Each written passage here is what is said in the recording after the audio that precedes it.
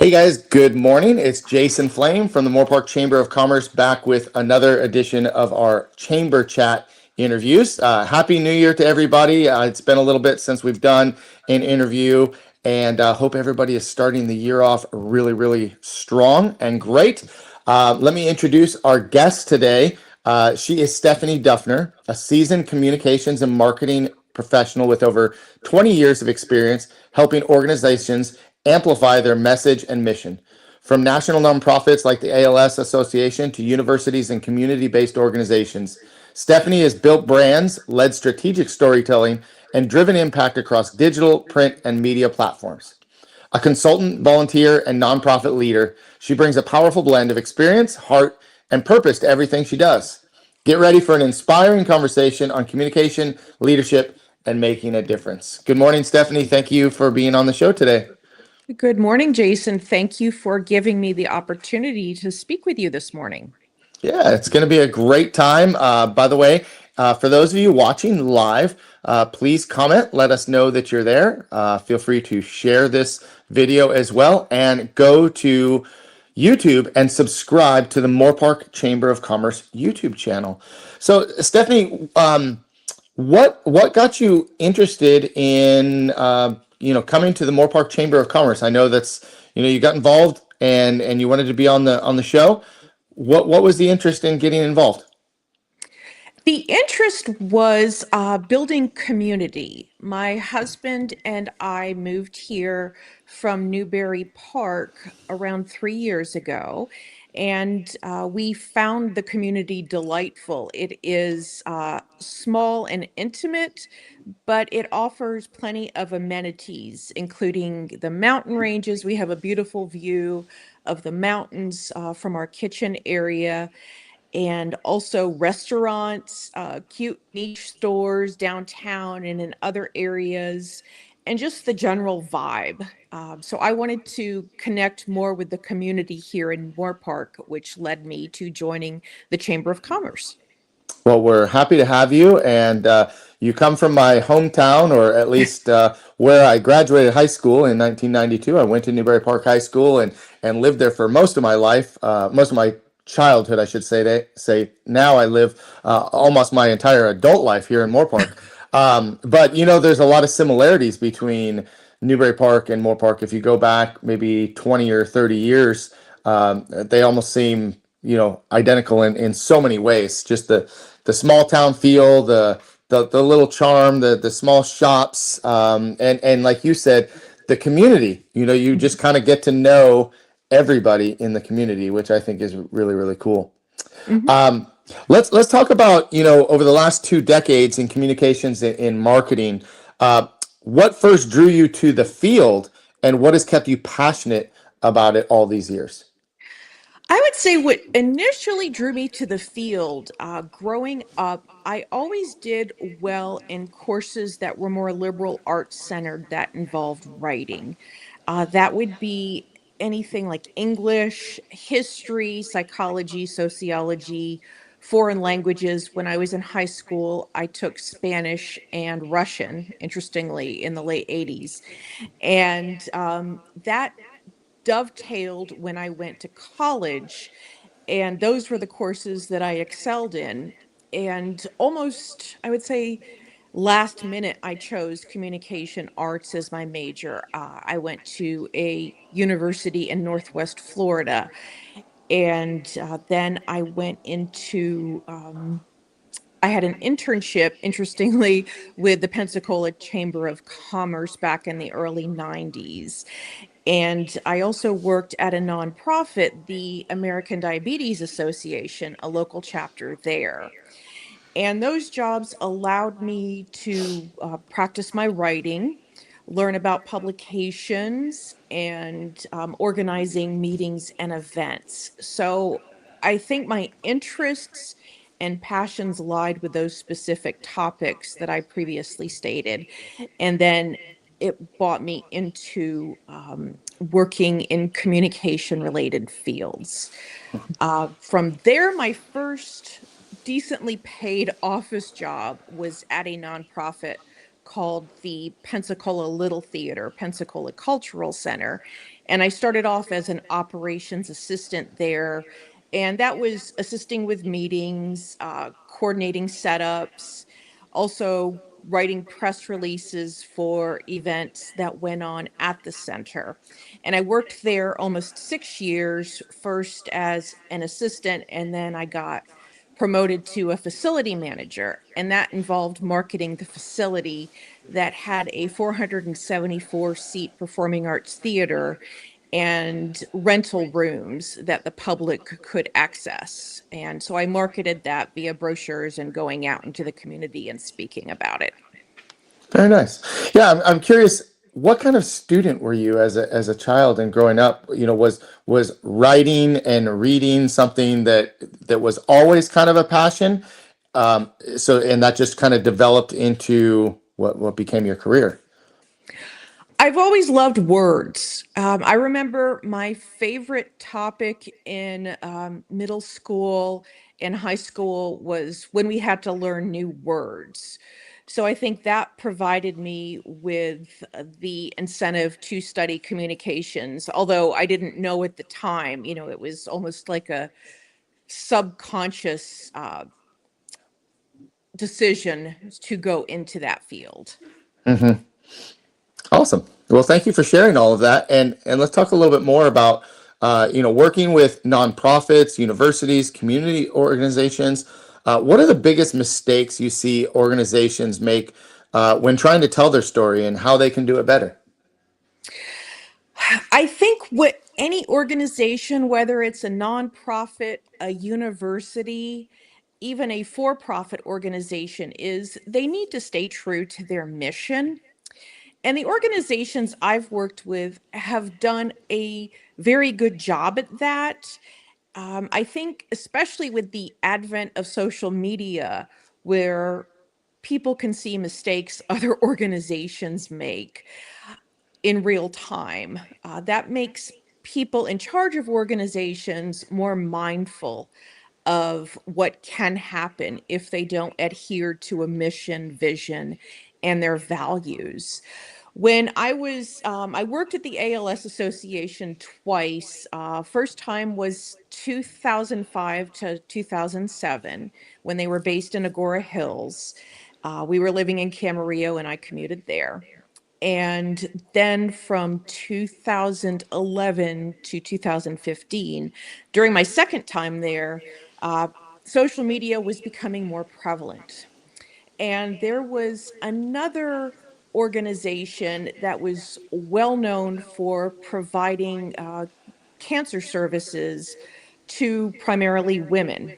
And they had a partnership with another organization that provides services to women. And they stopped that partnership. And it was widely proclaimed on social media, all the goings on, speculation as to whether it was a political move. And ultimately, that the first organization that provides cancer services to women had a lot of reputational damage.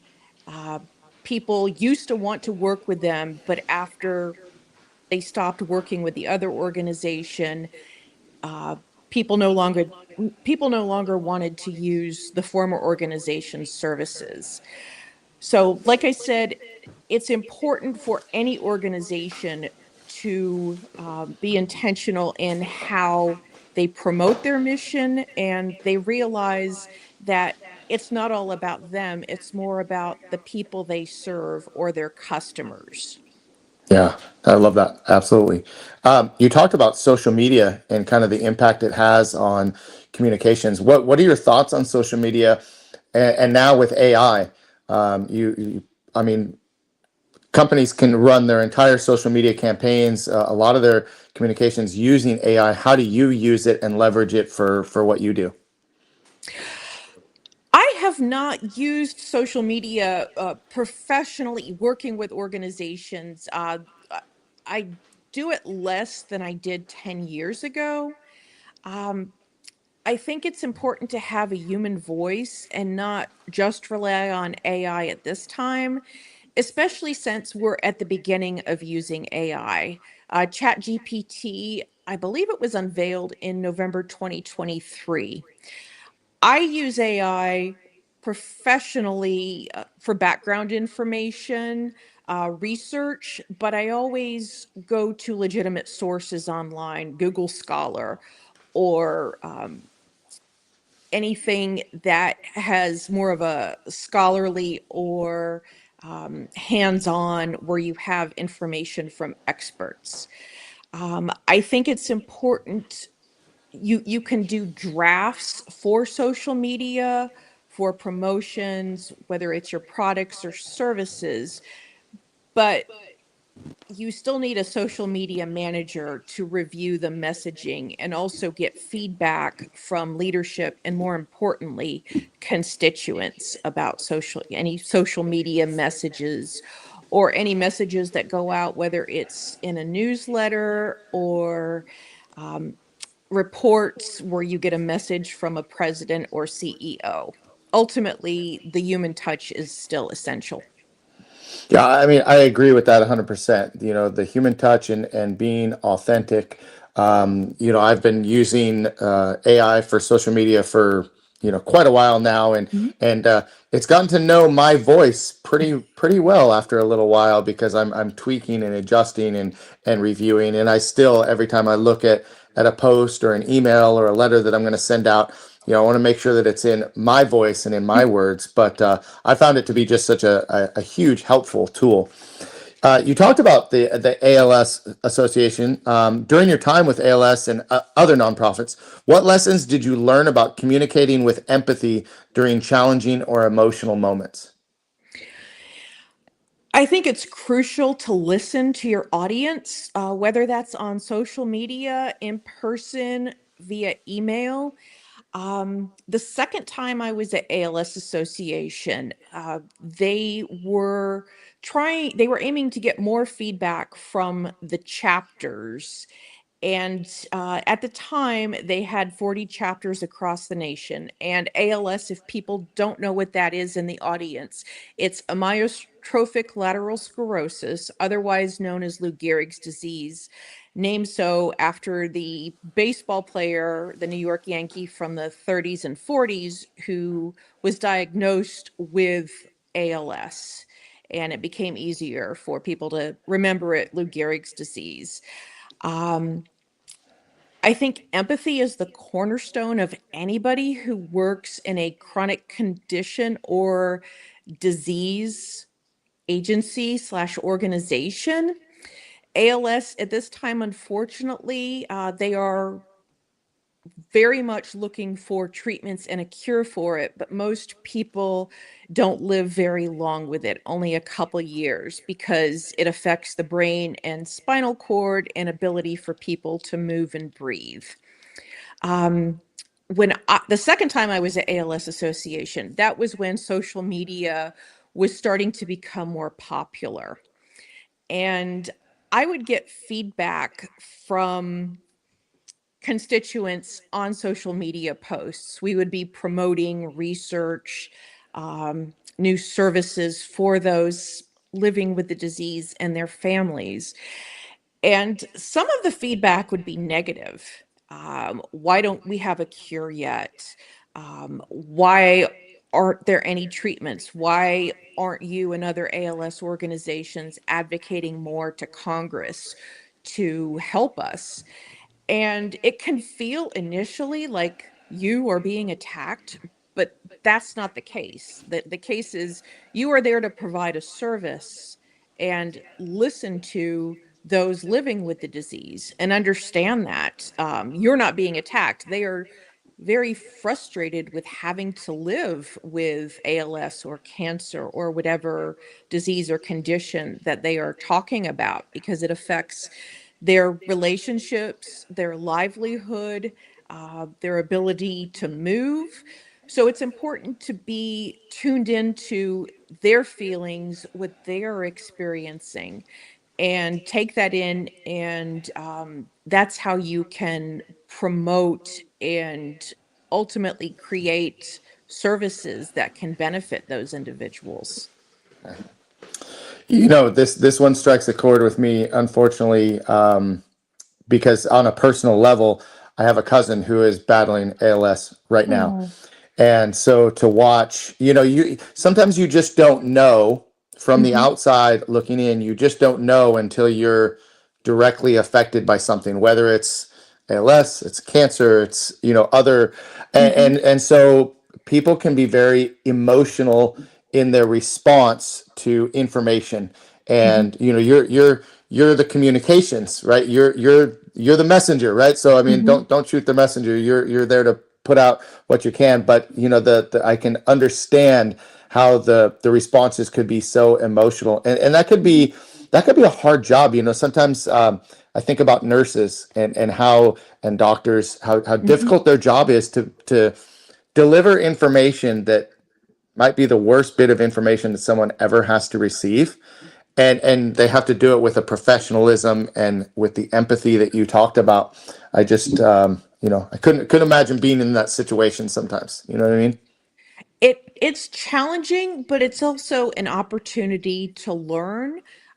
It gives an opportunity to pause, reflect, and work with others to come up with solutions to address challenges. Absolutely, absolutely. So you balance professional consulting work with volunteer service.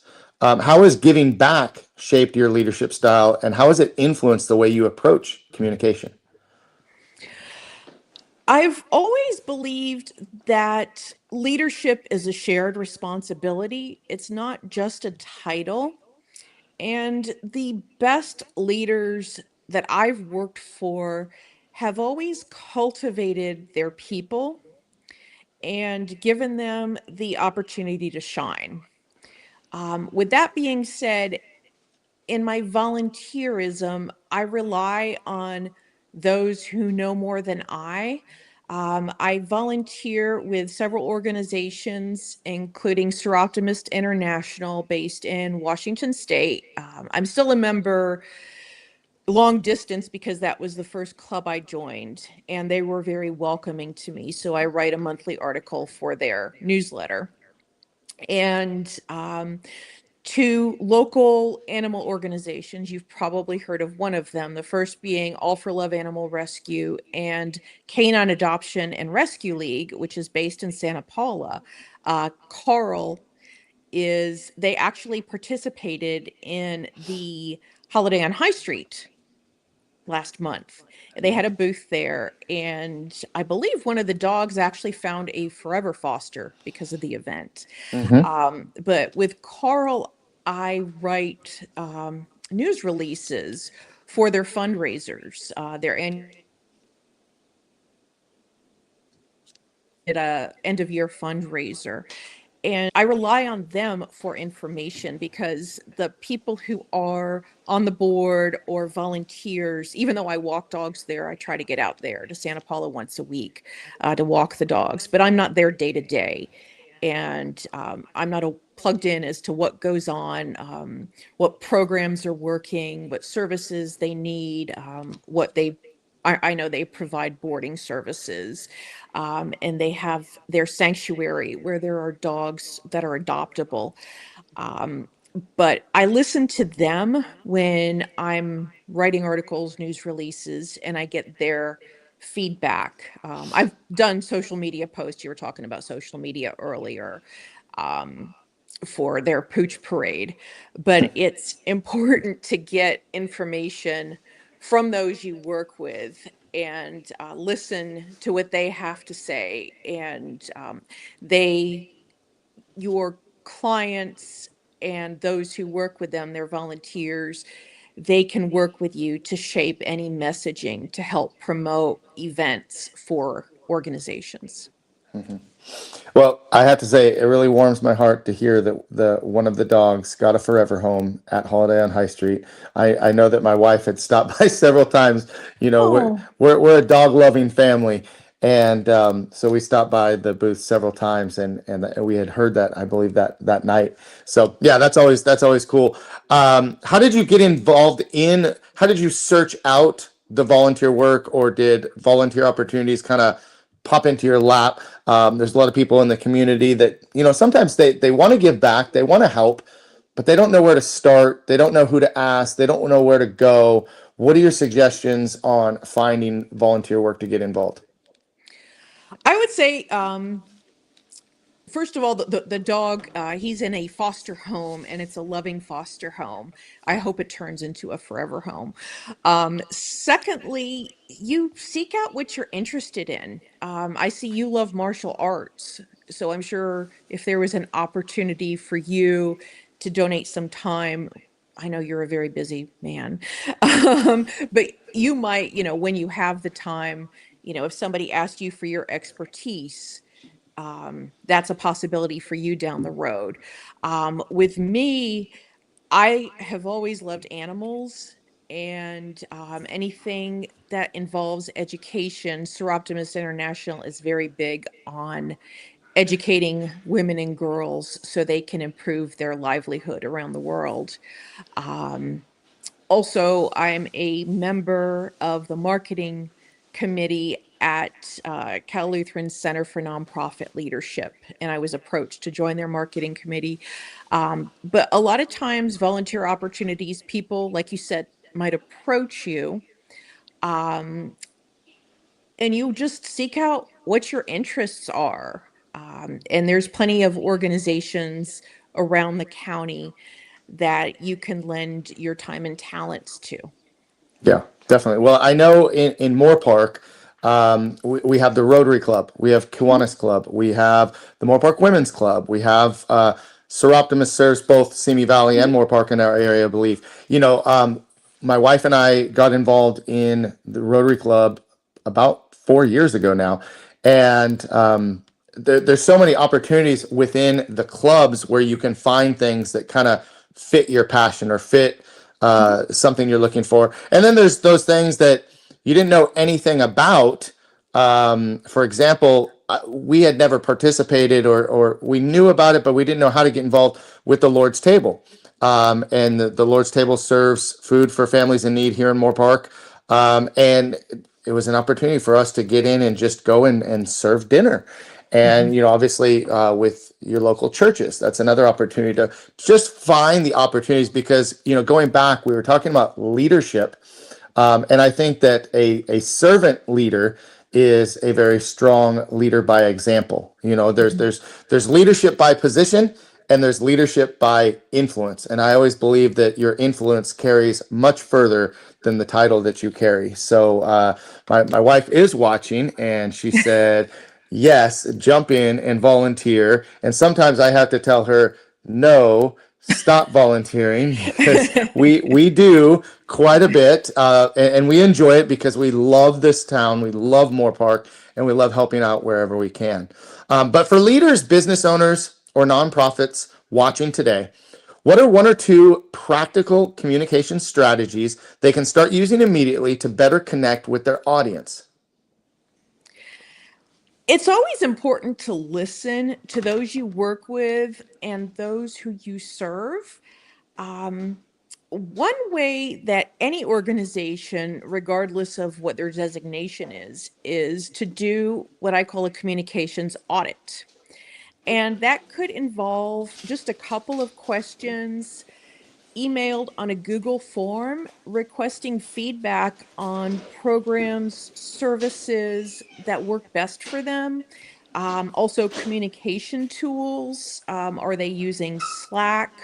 Do they use email? Slack's a platform that allows communication. It's a software. Within an organization, people have to get access to it. There's other different type of programs like that, Asana, that I've used before.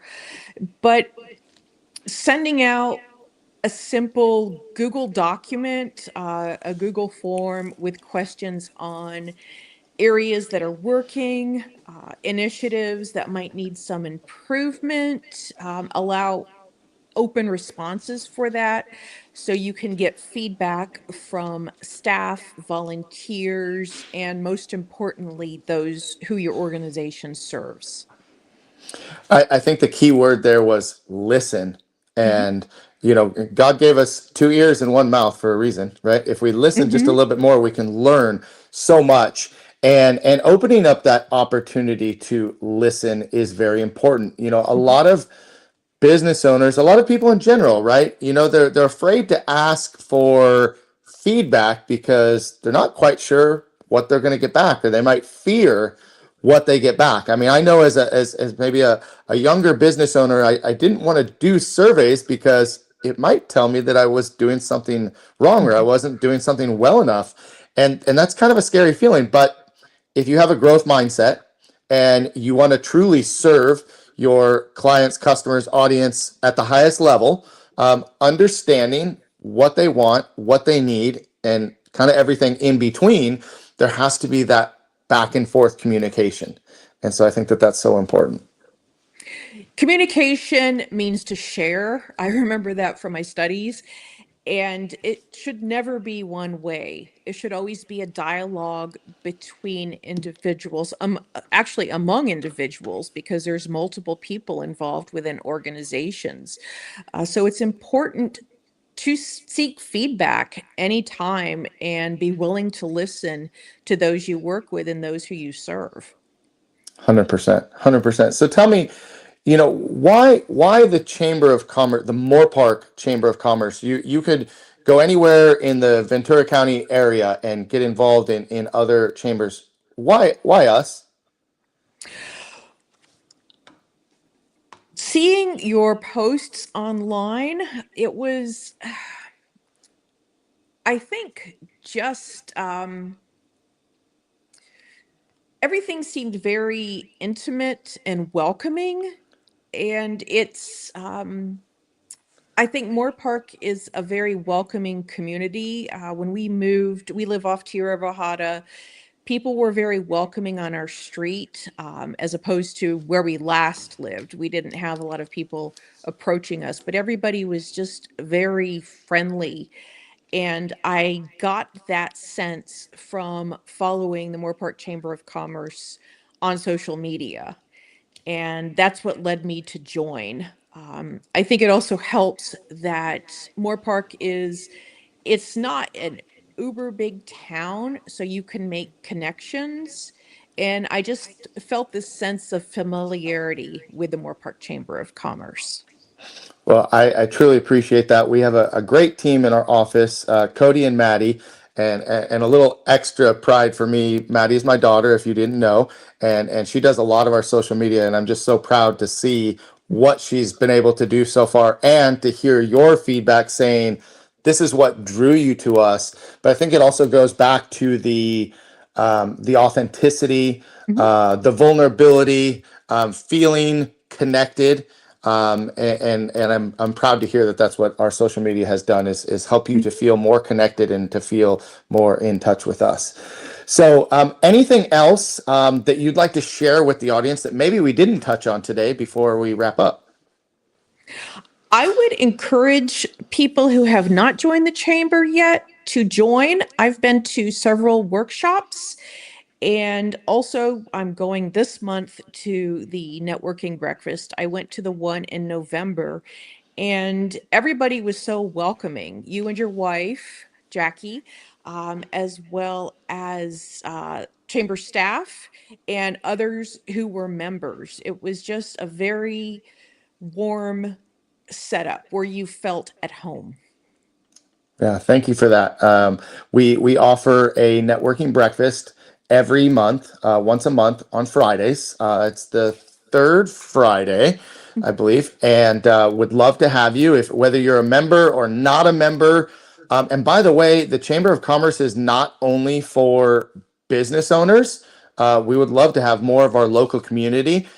Just getting to know one another and just getting to understand some of the people that do so much in our community. So people that give so much, give back, and to be there just to mingle and to network and to get to know each other and to build a stronger sense of community. We invite everybody to attend those. We also offer our networking mixers. So we visited different different business each time, and we'd love to have you join us there. That the mixers are totally free. The breakfast, there is a charge, so you'd have to register in advance. And then, of course, we do this. If you're a member, I would love to highlight you on our chamber chat and just let more people know about you and just have a chance to get to know you better. So please let Cody know in the office if you'd like to be on a chamber chat. We'd love to get you on here. And of course, if you don't receive our emails, we send out an e-blast every week that lets you know about all of these events, in addition to our social media on Facebook, Instagram, and LinkedIn, and now YouTube as well. Speaking of LinkedIn and social media, where can people find you? How can people connect with you? Right now, I am working on my website, but you can find me by going on LinkedIn. It is Stephanie B. Dufner. It's a headshot of me with my hair down, and I'm smiling into the camera. And also via email at Dufner Stephanie B, as in Barbara, at gmail.com. Awesome. Great. If you guys would like to connect with Stephanie, please do. And if you have a challenge with that, let me know. I'll help connect you with Stephanie. We've recently connected on LinkedIn as well. So look forward to following your journey and helping you in any way we can here in Moore Park. And I thank everybody for watching the Moore Park Chamber of Commerce Chamber Chat today. We hope to see you at an upcoming event. Thank you, Stephanie, for being on the show today. And again, I'll look forward to seeing you at our next event as well. Thank you, Jason. This was a pleasure. All right, guys, go out and make it a great day. Have a great week, and we'll see you very soon. Take care. Bye-bye. Bye-bye.